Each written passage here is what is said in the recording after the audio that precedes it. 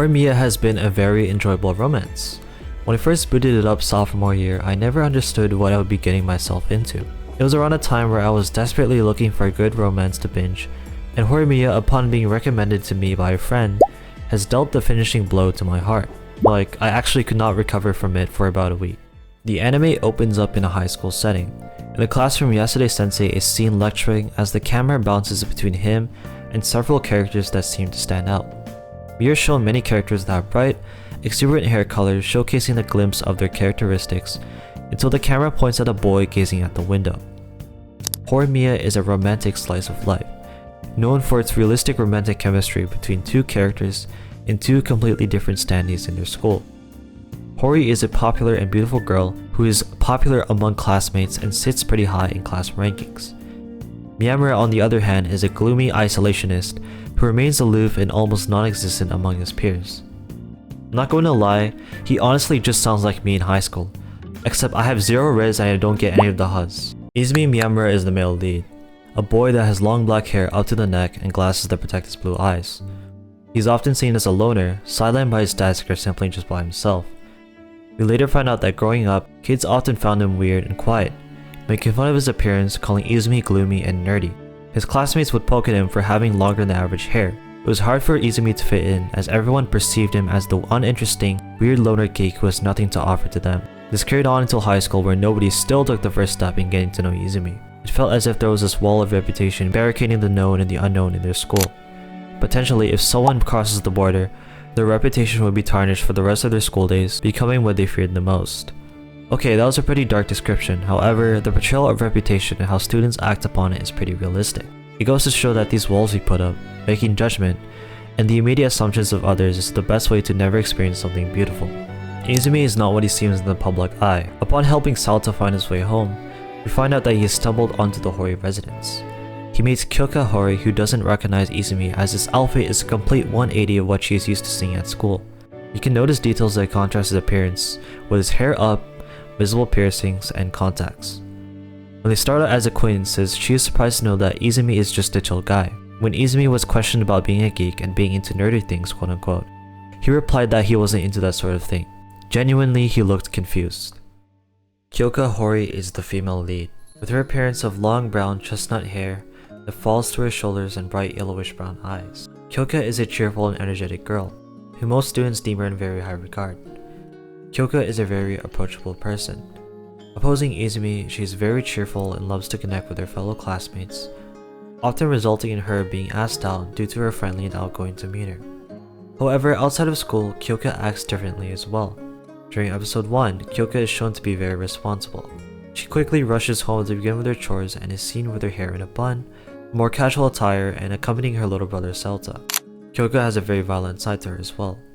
She's often seen in heated quarrels with her dad and sometimes lashes out at Izumi for comic relief. Kyouka opened doors for Izumi. The thing I love about her character is that she does not sweat the details. She gave Izumi opportunities, and once the gates were open, people started flocking to them and everything just blossomed from there. On the exterior, the anime seems to be full-throttle romance, but the underlying theme is actually acceptance. Specifically, accepting yourself. These characters all go through the highs and lows, and they feel so relatable and lovable, you forget that they're fictional. Kyouka and Izumi grow to learn about each other's struggles, differences, and embracing their true selves to be together. Horimiya proves that relationships work between people who are even distinctly different. The two main characters are far from perfect, and at first glance you wouldn't understand if these two would be a match. The relationship feels very natural. Everything is moving at a pace that doesn't seem so fast or too slow. Despite Horimiya being only 13 episodes, it felt as if there was just enough room to watch the dynamic glow. If you weren't satisfied with Horimiya Pace also exists, and those episodes consist of the forgotten chapters that weren't included in the original. It's inevitable to come into conflict with your partner, but it's how you tackle the issue that keeps the love lasting. Their relationship blossoms because they develop a mutual understanding and trust that no stupid rumor will force them into confirmation bias. One thing I've noticed about the relationship is that they hardly publicly show their affection towards one another. When couples do their lovey-dovey things outside, it is the biggest turnoff for my single ass, so it was refreshing to see the couples act normal and display their affection during private settings. It's very touching and my heart melts during every intimate scene. The anime does not shy away from deep and dark topics related to self-harm, suicidal thoughts, and self-deprecation. Izumi is a perfect description as he experienced such things at a young age. In one scene, Izumi is confronting his younger self about school and his future. Younger Izumi hated everything about school and was considering ending his life. Current Izumi reaffirms him, saying to keep your head high as things will get better. You will have friends you can count on and welcome you, and most of all, someone special who will see you for who you truly are. This was the most touching moment in the anime, and knowing at this point where Izumi has been given a better chance at life is so cinematically pleasing. Izumi doesn't let go of his past, he embraces it, setting foot in a different direction without looking back. Horimiya embraces everything that the high school life has to offer, and they outdid themselves by bringing all these characters to life. Not only by their hair color, but by giving us these regular kids and showing us the daily struggles that they all collectively and individually go through. Going back to the theme of acceptance, the way characters like Ishikawa and Sengoku were presented, and how they went from intimidating to one of the faces as the cast, is really well done. Ishikawa rejecting Sakura and understanding the decisions he made after being rejected by Kyouka is a really nice touch. Sakura especially breaking down and taking the rejection like a champ were all beautifully animated well. The way Cloverworks shed the spotlight to all these other wonderful individuals is why Horimiya is such a valuable story, and I hope this was enough to persuade you and begin watching it.